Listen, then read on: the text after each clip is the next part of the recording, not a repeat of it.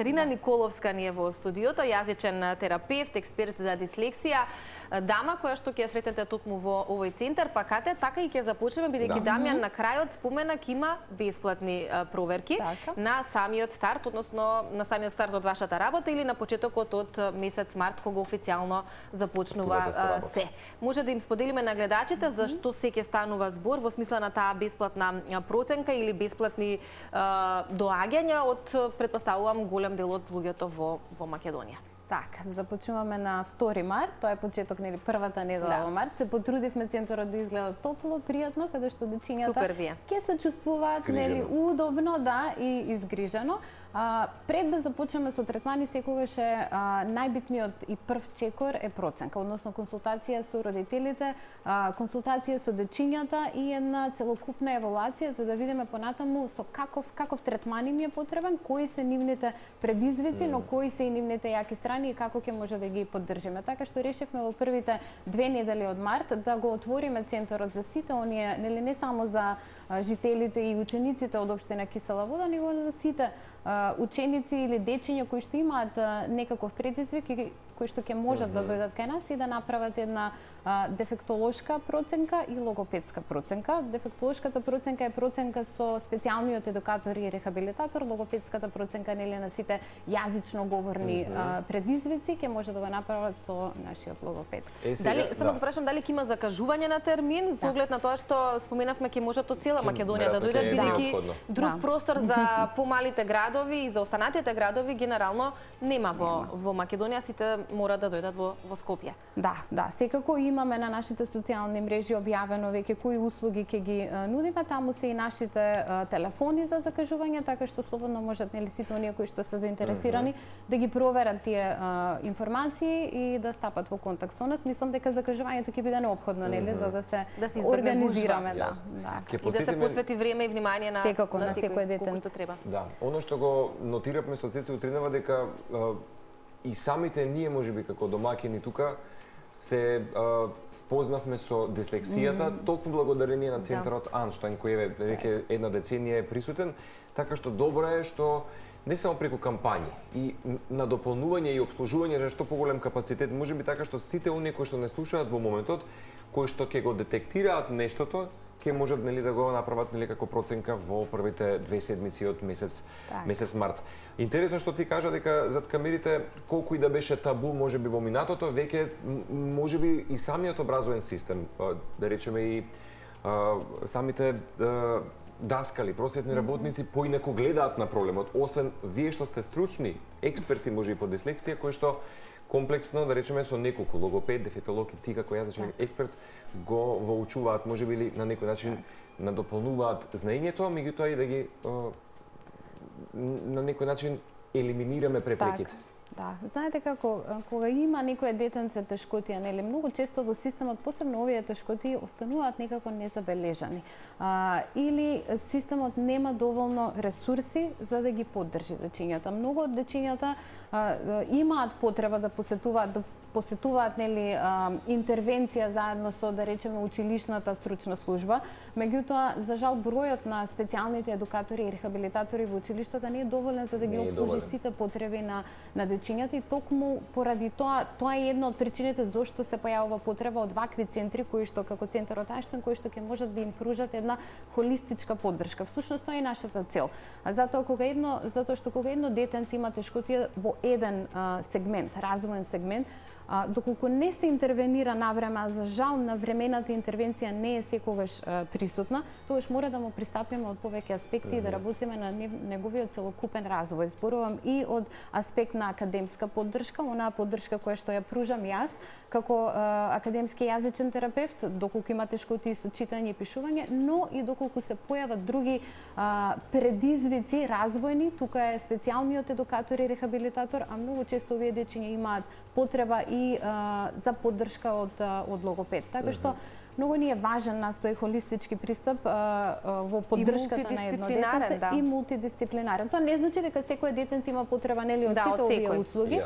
Меѓутоа многу често едно детенце има потреба од повеќе видови услуги. Кате, кога да ги воочат можеби родителите првите моменти дека дали кога ќе започне училишниот процес, сега веќе нели на 6 години, најчесто, дали тоа е можеби рана возраст, иако велиш раната интервенција во многу работи е клучна, но во ситуацијава колку може сите да ги детектираат толку рано.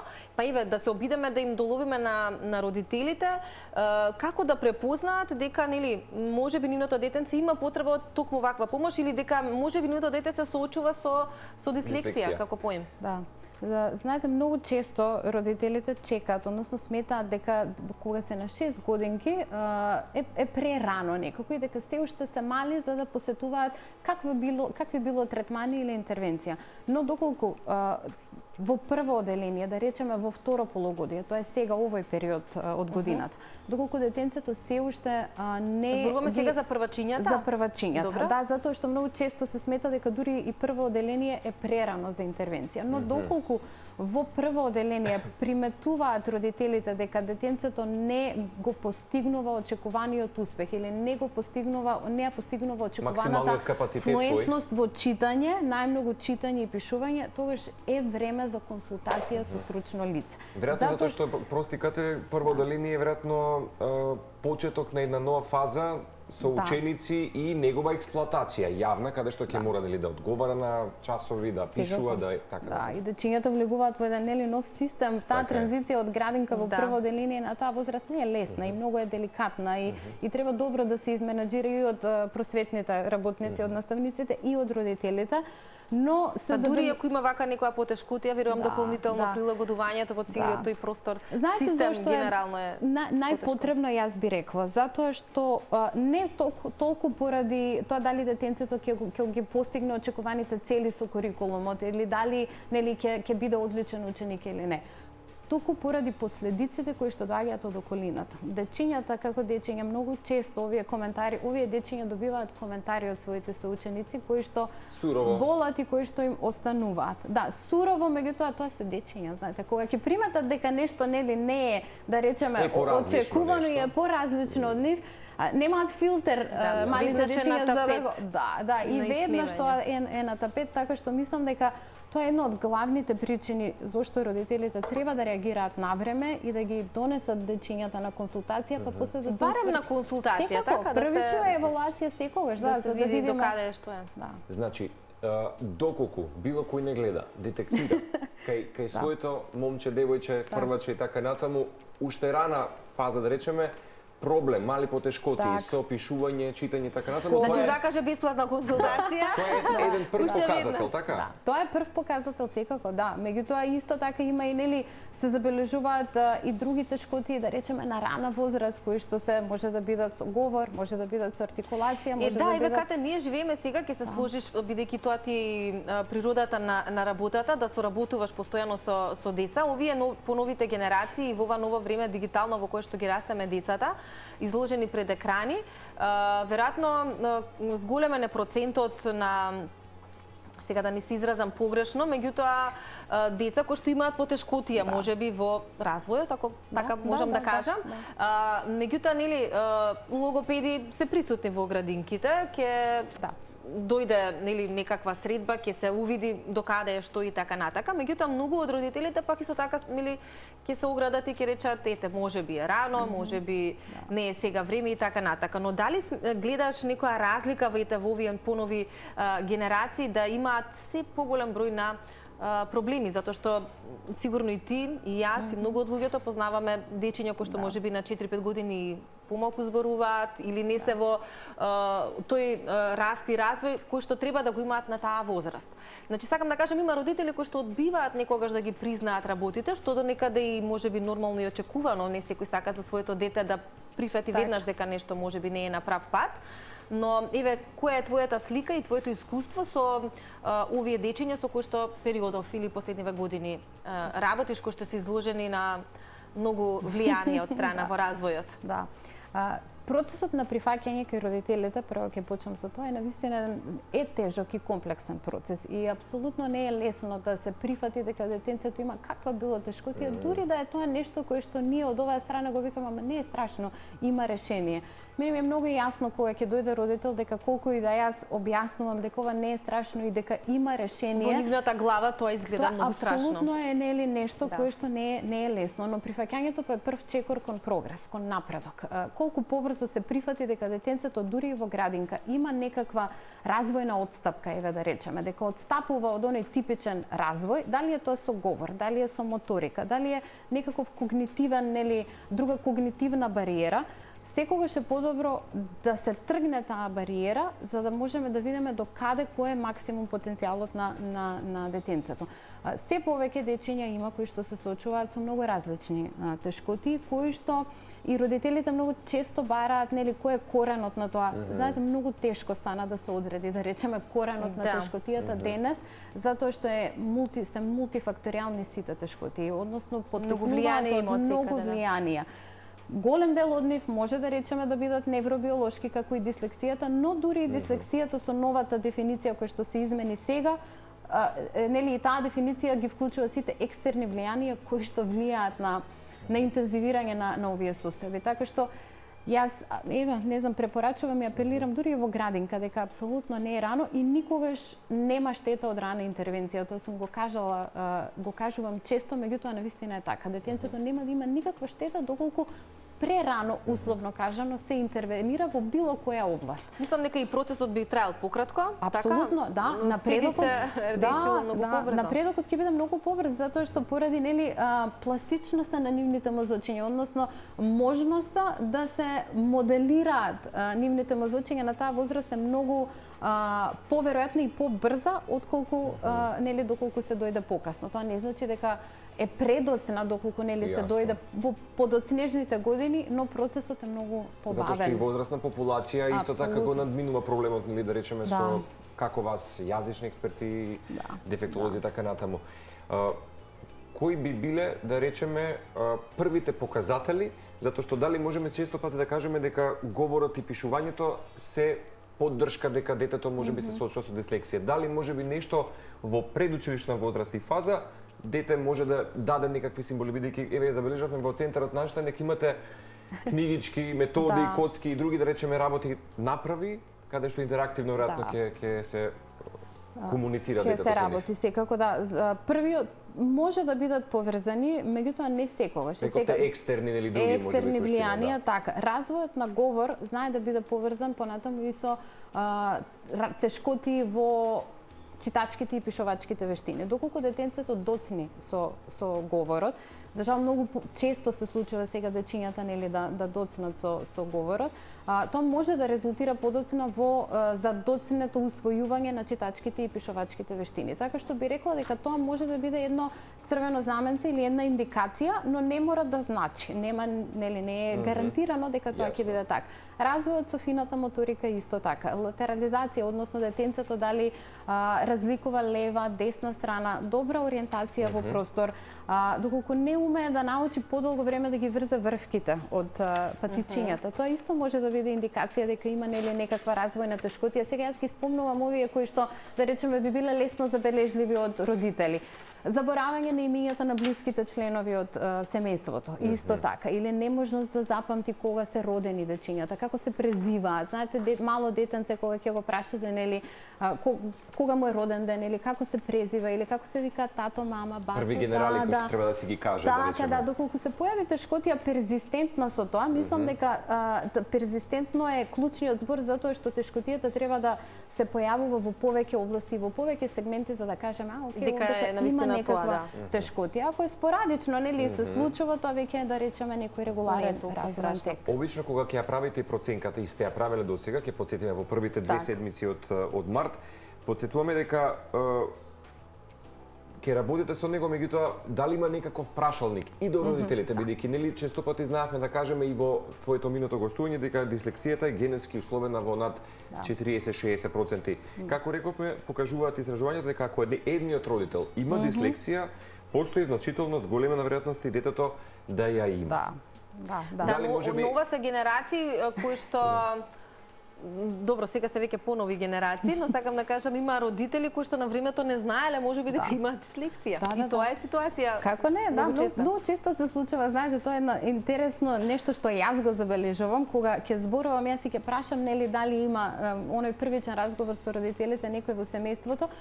Многу често првичниот одговор е не, но потоа како зборуваме за се она што го гледаме, вика и таткото или мајката често знаат да кажат леле е како мене, јас бев вака и тука мене ми веќе ми станува јасно, иако секако кога станува збор за дислексија, дури и да нема интервенција, често се случува, тоа е многу мачен процес со кој било возрастен човек кој што не добил интервенција, а има дислексија, кога ќе се навратат на нас, за тоа е еден доста травматичен процес кој што го поминале во образованието.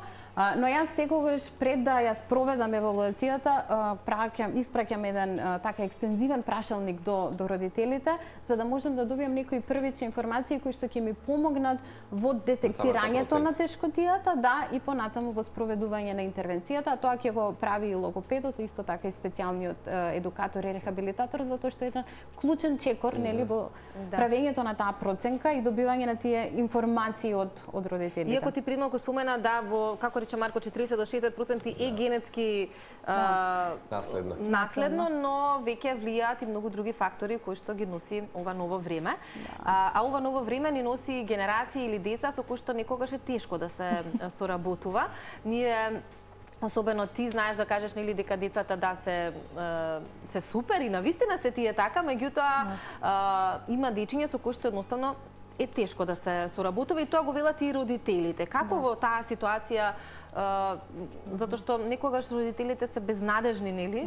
Дека може нешто да се превземе или да се направи, но тука сте вие кои што ќе дадете поддршката. Што во такви ситуации за оние родители кои што се соочуваат со такви некои ситуации? Во такви ситуации се случува често, нели, да дојде родител и да каже дека тешко соработува детенцето и дека досега не се постигнало напредок затоа што не е мотивирано. Многу често го слушам јас тоа дека не се мотивирано. Така, мотивацијата е клучната, веројатно за соработливо и несоработливо дете. Секако, но како доаѓа мотивацијата? Кога ќе го најдете вистинскиот пристап со дечињата, и кога ќе им покажете дека можат нешто да прават, мотивацијата доаѓа од внатре. Тоа е едно внатрешно чувство кое што кога ќе видат дека можат, а поминале години кога не знам околината, родителите, нели, едноставно сите околу нив, можеби не експлицитно, но они увидуваат дека не можат, па не знаеш да читаш, нели има коментари малку сум јас неписмен и такви слични коментари од овие дечиња кои што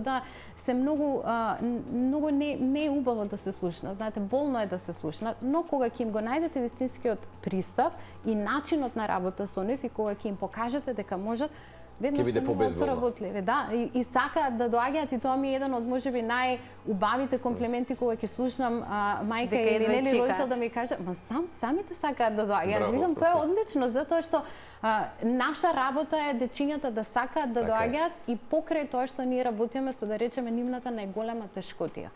Но јас во пристапот со тогаш тешкотијата не се гледа како тешкотија. Не, затоа што никогаш не ја представуваме како тешкотија, туку секогаш обрнуваме внимание на оние работи кои што овие дечиња можат да ги прават. Добро, каде ве со поголеми дечиња, со кои што соработувате, кои што разбираат, дали нели психолозите велат дека треба реално да им се представуваат работите на децата. Дали на поголемите реално им кажувате дека имаат некаква, можеби и они се свесни, можеби се несвесни што им се случува, но дали им потенцирате дека они го имаат тоа како проблем? Или можеби се наоѓа друг начин за да не е тој проблем потоа роди со некаков друг психички проблем. Јас секогаш препорачувам отворено да се зборува со дечињата, и да знаат дека се соочуваат со некаква тешкотија, да не го маскираме тоа, да не го криеме тоа, затоа што само така нели ќе му ја одземеме силата на проблемот. Кога детенцето знае дека има некаква тешкотија, но исто така во исто време му даваме и алатки за да се справи со таа тешкотија, тогаш сметам дека така му ја даваме најголемата моќ на детенцето да стане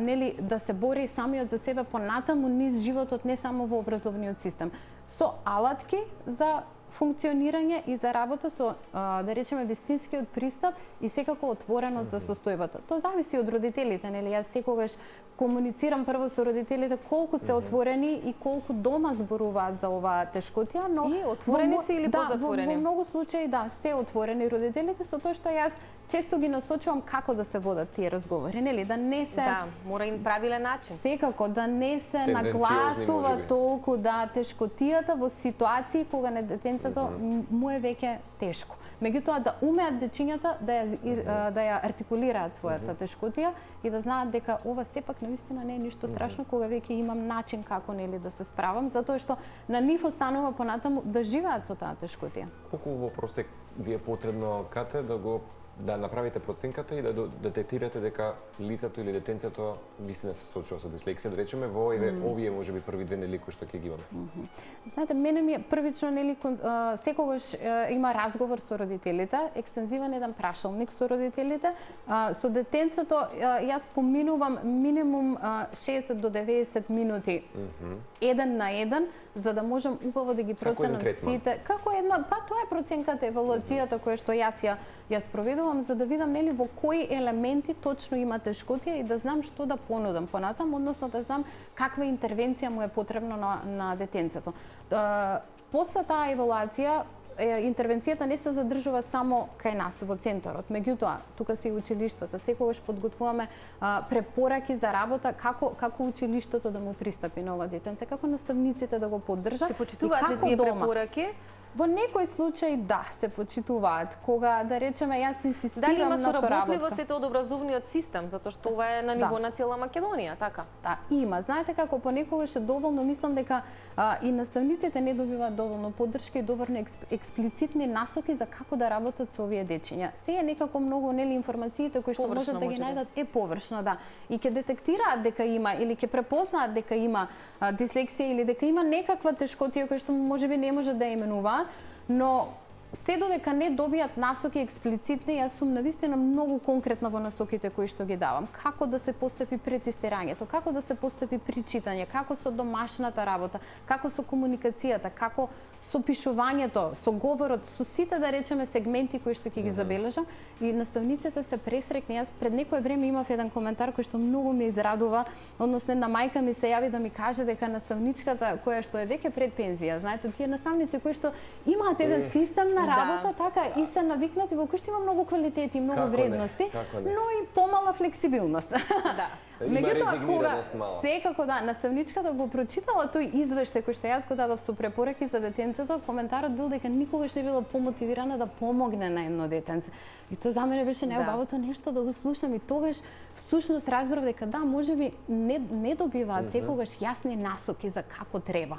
Не е особено толку и дека тие се малку затворени. повозрасните што се од едно друго време кога немавме ни компјутери на време, па навистина е така. Достапноста на информациите не беше беше да речеме тој триаголник Кате денес, родител, просветен работник, ти. Во случајот каде што ја гледаат емисијата, си велат сега ќе го пратам моето момче, девојче нели на училиште, прваче, и ова може ќе биде подкрепа, поддршка за да ако да речеме професорот, наставникот, нели кој што ќе биде од прво до четврто, ќе воочи дека можеби детето за да не испадне да биде експлоатирано па и на такви вербални напади, за да можат веднаш да се елиминираат, да речам.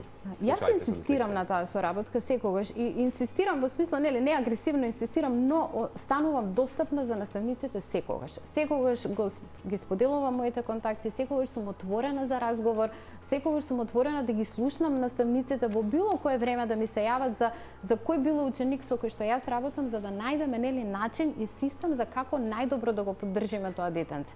Така што тоа им го кажувам и на родителите и знаете кога ќе се отворите и ќе станете ние како да речеме специјалисти во една област ќе станеме отворени за соработка со наставниците, тогаш наставниците почнуваат да го прифаќаат тоа и го гледат затоа што им го олеснува процесот во училница. Кога ќе го погледнат така од тој аспект дека ова е нешто кое што и ним ќе им го направи денот полесен и часот полесен и поедноставен, тогаш нели тој триаголник некако станува навистина секој поприсутен. Затоа што често се случува, нели сите сме биле поучени до минатото, секој пат имало некој соученик, па и ние самите да се соочиме со некој антагонизам кој што се провлекува да речеме помеѓу наставникот и од учениците, каде да речеме наставникот ќе го потенцира, не си научил лекција, не си добар, па од тука ќе се дофрлат мутав си, прости сега на израз, нели, глупав си и така натаму, и тука веќе се создава проблемот, како што ти кажав зад камери, вчера го гледав интервјуто на Кира Најтли, која што вели, денес врна актерка, која што вели бев неколку пати на чекор да се откажам од во професијата која што бара многу читање и многу учење. Бидејќи актерството е тоа, вербална комуникација и читање на текстови. Овие дечиња треба да знаат дека можат се и тоа треба да дојде од нели да им се потенцира и во училишните клупи, односно наша задача како едукатори и како и јас сум пред се нели наставник, тоа е примарната моја професија, професор по англиски, па потоа променив нели насока во образованието. Но наша задача е да го препознаеме максималниот потенцијал кај секое детенце и да се извлече истиот. И да го извлечеме истиот и да им покажеме што се, а не што не се. Многу често кога детенце има дислексија, некако премногу се нагласува, или не само дислексија, било каква тешкотија развојна, се нагласува таа тешкотија и се дава, нели, се става акцент на тешкотијата. И потоа имаш само животни сопки кои што точно, не можеш да ги покажеш а дечињата немаат алатки како сами да го изменаџираат, тој како сами да се справат со тоа. Па тука доаѓа реакција, нели, кон наставниците, одбивност, агресија, нели, не е добар часот. Многу е нормално тоа однесување, доколку едно детенце се справува со таква тешкотија, а ние константно ја нагласуваме таа тешкотија. Многу е важно. важно правилниот пат за решавање на секако на ситуацијата. Нешто што го споменавме утрово, вели мозокот на лицата со дислексија често покажува зголемена активност во области поврзани со визуелно просторно и креативно размислување. Претпоставам дека имаш огромно искуство, нели, со твојот курикулум, како што кажавме, Соединените американски држави, Будимпешта и така натаму. Чисто ме интересираше дали некогаш попат во твојата кариера, пред да нели се случува сега и со Анштајн, си ги мапирала можеби луѓето кои што често пати ја има дислексијата, ама често пати пак се поврзани вели со силни способности во дизајн, архитектура, инженерство, уметност или стратегиско big picture или голема слика на размислување. Да, многу од овие дечиња, тоа е точно. На вистина имаат еден прекрасен ум, јас ги обожавам нивните мозочиња. Имено, и уште нешто би прочитал дека имаат надпросечна интелигенција. Во голем дел. Во голем дел, да. Знаете, дислексијата може да биде присутна и кај дечиња кои што се надпросечно интелигентни и голем дел од нив се, меѓутоа и дечиња кои што имаат нели сосема просечна интелигенција, односно не е поврзана со IQ, со коефициентот на интелигенција. Да. Инаку овие дечиња, да, знаете, сите обожаваат, например, да градат лего. И јас лего го користам многу често, коцки как би било, користам во интервенцијата и во терапијата затоа што знам дека тоа им помага да научат и затоа што тоа е една од нивните јаки страни. Цртање, исто така, визуелни се и размислуваат на еден таков малку поинаков, нели, визуелен начин. Тоа е начин на артикулирање на секако да изартикулираат и така го поимаат светот и така го нели го представуваат светот пред нас. Така што сите овие кои ќе ги забележиме, овие нивни јаки страни, убаво е да се искористат во терапијата и во интервенцијата, за да видат дека окей, некој ги гледа, го гледа и ова што го можам. Јас се уште ги чувам првите лего коцки од мојот прв ученик кој што не знам дали го спомнав минатиот пат, Маркс, кој што сега е на медицина, запишана, беше детенце кој што не умееше да прочита ниту едно зборче во второ оделение. И имав сет со лего коцки кои што и ден денес го чувам и од Star Wars човечињата, со нив работевме. И некаква меморија може. Се уште се набиро кај мене, да, како не, да. Спомен, да, и тоа е еден пример кој што секогаш го кажувам. Тоа беше мојот прв ученик поради кој што ја сменив кариера и кој што сега се запиша на медицина, Маркс, кој што доаѓа во јуни во центарот, да не посети од Америка. Причина плюс можеби да имаме така како тема. Тоа е добар пример да можат децата кои што ја имаат оваа ситуација да огледаат колку успешни и колку далеку во светот може да стигнат. Многу. Со рана интервенција, на времена поддршка и со секако Маркс секогаш беше свесен за својата состојба. Веројатно раната интервенција на некој начин како и за се во животот, за секаква диагноза многу влијае. Буквално го минува начинот на реорганизирање на мозокот. Да. Би сакал да прашам дали доколку лице од повозрасно доба сака да направи проценка, може да ја направи сега во Ајнштајн и дали целосно може да се елиминира проблемот на дислексија со оглед на тоа дека некој од многу од тие луѓе сакаат да имаат јавно говорење или слично, или се бават можеби со тоа, па се уште немаат чекор напред направено токму поради проблемите. Да. Јас баш вчера имав една таква консултација со еден повозрасно лице, да, каде што да речеме за мене беше тоа можеби еден од ретките случаи кога се сретнувам со човек кој што е на повозрасни моја возраст, што се сретнувам со човек кој што сака да открие дали ова е дислексија или не, меѓутоа дури не беше важно дали или не, туку окей како понатаму да си помогнам и кои алатки да ги користам. Што беше неговата пречка или можеби неговата пречка? Каква потешкотија забележува? Работата му е таква што мора да работи со сериозни документи, договори во кои што не сме да испушти битни детали, да речеме, а има тешкотија со читање на истите и со ефикасност во работата. Односно целиот тој процес му одзема многу повеќе време. И сега тука зборувавме и се консултиравме околу што се може да користи за да си го олесни процесот.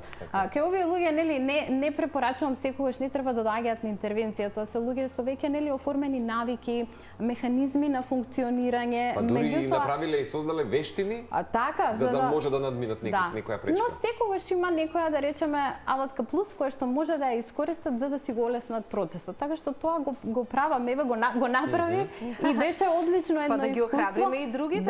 Да, не мора да дадеме етикета на тешкотијата.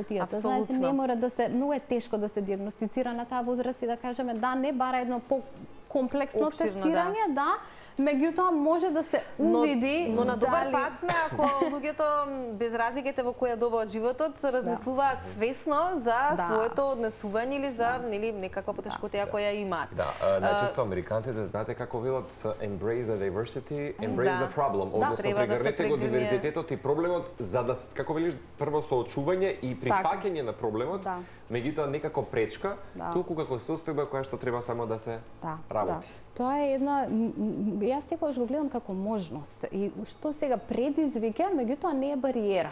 Не го гледам како бариера, туку предизвик ми е и мене и така го правам предизвик да биде и за тој што е до мене и пред мене и детенцето и родителите. Кога ќе им се смени перцепцијата врз која било тешкотија, тогаш се е полесно, тогаш и отвореноста и прогресот тогаш не се гледа како на тешкотија. Не се гледа како нешто многу тешко. Мислам дека и Дамјан во вклучувањето напомена центарот Ево Кисела вода и можеби дечињата од таа општина ќе имаат некоја предност во овие почетни месеци од функционирањето. Но центарот е наменет буквално за секој еден од цела Македонија. Но што е она што ќе функционира бесплатно за дечињата кои што се на територија на општина Кисела вода? Така, тоа центарот е дел од проектот како што кажа Дамјан, нели со Министерството за демографија и млади и ќе нудиме социјална услуга за учениците кои што се од Кисела вода, за жителите на Кисела вода. Но се уште сме во процес на лиценцирање, односно на добивање на таа лиценца за работа за да започнеме со социјалната услуга. Ние може да започнеме нели со работа, отворени сме за сите други за сите други ученици и жители од цела Македонија, но социјалната услуга сме нели во исчекување на таа дозвола, да речеме, кој што се надеваме дека ќе биде наскоро за да започне социјалната услуга, која што би била бесплатни логопедски и дефектолошки третмани. Добро, тоа ќе биде за сите деца од училиштата во Кисела вода или ќе има одредена бројка? Има одредена бројка, да, која што во договор ја спроведуваме во договор со училиштата, односно на оние дечиња кои што навистина им е најпотребно, а не можат да си ги дозволат овие третмани. А имате соработка со училиштата надвор од ова, зборувам со училиштата и во Кисела вода и во останатите и во Скопје, но и во можеби на територија на цела Македонија, затоа што претходно споменавме тој круг, односно триаголник е многу важен во целиот тој процес. Наставниците и тоа како играат важна улога. Да, имаме. Јас имам прекрасна соработка, па и ние нели во Ајнштен со сите училишта, посебно сега поинтензивно со училиштата во Кисела вода, каде што веќе одржавме едни средби со станоци каде што ги мапиравме, да речеме идните корисници со стручните служби. Да, тоа е првиот чекор иницијален со стручните служби за да можеме да ги мапираме, да речеме идните корисници, односно дечињата кои што ќе може да добијат услуга кај нас. Добро, вака во глобала или грубо земено, да речеме се случува да има по 2-3 во клас или 2-3 во генерација или можеби бројката е поголема, Некаде помала, прочитав за јас. вака пренесени. И повеќе. Ја прочитав и дури повеќе Да. некоја проценка. Се случува, нели со различни тешкоти. Не секогаш дислексија, меѓутоа со различни други тешкоти на кои што им е потребно токму ваков пристап. Да, бројката е Во просек катуш голема. 1 од 5 деца имаат некаква вели форма на специфична тешкотија во Да.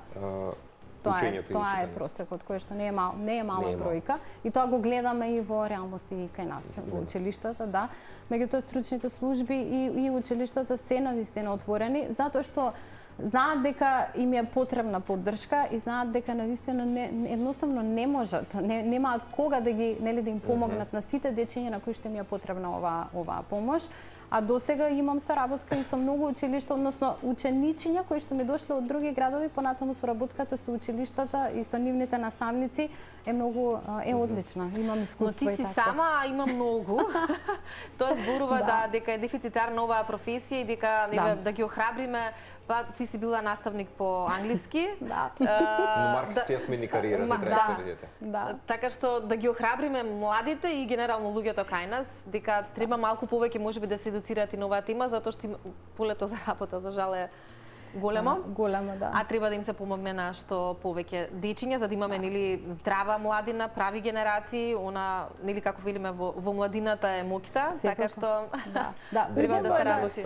Да гледаат надвор од она што го изучуваат. Јас мислам дека погледнав малце нели позади она што може англискиот јазик да ми го понуди и наместо да одберам да речеме тогаш беа две насоки нели превод или наставник. Тоа е тоа. Она што можеш да го правиш со англиски јазик. Јас некако многу не конвенционално за тоа време одлучив да отидам во сосема друга насока и јазикот да го искористам како алатка во работата, но не како примарен фокус во мојата работа, затоа што мојата специјализација првенствено е во терапевт за дислексија на англиски јазик, но понатаму со цело ова долгогодишно искуство успеав да работам на таа програма која што се надевам еден ден ќе излезе вака во јавност за дечињата кои што имаат тешкоти во читање и пишување на македонски јазик. Па и мора да излезе затоа што и тоа како е потребно да гледаме. Да, тоа е еден голем процес. Веќе со години го работам на тоа и често блиските знаат да ми кажат па добро, ајде уште ли, ама некако константно се надоградува и од работата преку пракса. Така што е еден долготраен процес, но би рекла веќе е при крај, посебно затоа што сега успевам да го применам со дечињата и да видам колку навистина функционира. Уште само малку за до крај кате кога ја посетуваме Јапонија, сваќаме дека во нашата земја постои уште една земја, универзум посебен, тоа е пристапот на јапонските наставници кон дечињата. Велат дека од прво до четврто деление така практично да не учат некаква посебна теорија, па и домашни задачи. Нивната единствена домашна задача, тоа што имав прилика да го учам, периодов од многу добри книги од јапонски автори, велат дека прво го изучуваат својот карактер, ги изучуваат својата околина, ги изучуваат своите емоции, што значи љубов, што значи другар и така натаму, па потоа полека да се впуштат во светот на теоријата и праксата. Претпоставам дека не треба да се споредуваме со нациите во светот, туку треба веројатно само да применуваме. Ама да ги земаме позитивните примери. Да, добри примери. Сега, веројатно, тоа е нешто што можеби и Анштајн на некој начин го прави. Прифаќање, учење за себе, за карактерот, веројатно овој еден процес, бидејќи Анштајн според мене вака кога ве слушам, нели тебе Дамјан и целата екипа, практично како да се елиминира веќе тој систем дека системот образовниот мора да, односно детето мора да се адаптира на системот. Тука е напротив, системот се адаптира на детето. Особено на новите генерации. Да, јас искрено се надевам, тоа е нашата голема слика и цел, дека преку работа и преку моделирање на како може ќе успееме да го инспирираме системот или да инспирираме други помали единки во системот да се направат некои реформи минимални и начин на работа, затоа што во Einstein со мојот метод, дефектолошкиот пристап или на специјалниот едукатор и рехабилитатор, логопедскиот пристап и Дейвис методот кој што исто е присутен, кој што па ги токму се занимава со начинот на кој што дечињата размислуваат и ги учи дечињата да гледаат и да размислуваат на еден сосема поинаков начин. Мислам дека со со сите овие алатки и методи, се надевам дека го правиме токму тоа, односно нели го гледаме детенцето како една целина со сите своји квалитети и му се приближуваме нели на тој начин. Прекрасно. Ке потсетиме дека во овој нов центар во Анштајн, кој што започнува Здравје Боже од 2 март, обслужуваат освен кате, тука се и логопед, дефектолог, ако не се лажам, 24/7 се вели. И дејлис терапевт, односно терапевт за дислексија кој што работи по различен метод. Постојано ќе биде присутен тука за диагностика, односно проценка и на некој начин и третмани понатаму. И само за крај, ако некој се соочува со ова, колку оптимално време е потребно да се елиминираат потешкотиите и Па пак веројатно раната детекција има голема веројатно е индивидуален пристапот, меѓутоа оптимално. Знаете како, јас гледам да речеме првиот напредок го забележувам после 3 месеци, каде што се случува еден многу голем скок во напредокот и во развојот. И сега понатаму се веќе финеси. Односно, еве имам 6 месеци работам со одредена група на дечиња и јас би ги оставила уште малку, да речеме година дена е некој. Па, јас би рекла минимален период, доколку детенцето е некаде неде 4-5 оделение. Се уште не сум работела, односно само што започнав со детенце кое што е на 6 годишна возраст и ќе видиме како ќе оди. Јас мислам дека тоа ќе оди многу побрзо, меѓутоа многу фактори се влијаат. Време траењето на интервенцијата, колку пати неделно, нели, поддршката во училиште, дома, Така што не е брз процес. Не е брз процес. Трае, меѓутоа резултатите пак понатаму се трајни. Најважно. Беше фантастично искуство, мислам дека ја доближивме и многу повеќе и твојата работа, работата која што ќе биде со Анштајн, така што здравје Боже штом дојде Маркс. Твојот позитивен здив во дефинитивно. Убава комбинација да имаме тука. Добриот здив во животот. Знаете како секогаш велиме дека низ такви некои примери кои што имаат тие се живи примери, нели? Искуството го имаат и веројатно најдобро се пренесуваат работите на тој начин, така што би било убаво да ви имаме во комбинација. Би било одлично Маркс да раскаже својата приказна од негова страна. Одлично. Од се срце благодарам. Благодариме како и секогаш.